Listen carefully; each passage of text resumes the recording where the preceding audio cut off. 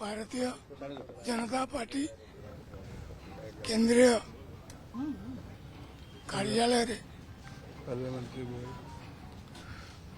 केंद्रीय संसदीय व्यापार बोर्ड रे आलोचना क्रमे आमर मान्य सुजीत सेठ को भारतीय जनता पार्टी रो यही राज्यसभा सीटर प्रार्थी भाव में घोषणा करा जायछि।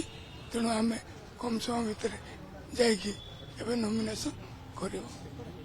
कौन रणनीति कौन सला बा कौन स्ट्रैटेजी केमती बन एडी कोन रणनीति नथिला। आम नॉमिनेशन पेपर आगरु नहीं सारी एबे आम 4 सेट नहीं 2 सेट देबो। जगन्नाथ प्रधान करथिले बीजेपी रो नहीं आउ काकू करेबार नहीं जड़े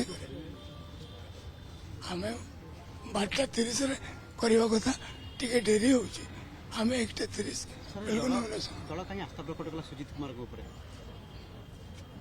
ज्ञानी व्यक्ति थोड़े राज्यसभा निर्वाचित जाइछन्ती अभिज्ञता अच्छी राजनीति रे ज्ञानी लोक आसबार आवश्यकता प्रस्ताव को हमर 30 जन विधायक रही प्रस्ताव मुख्यमंत्री मुख्यमंत्री 2 जन रही।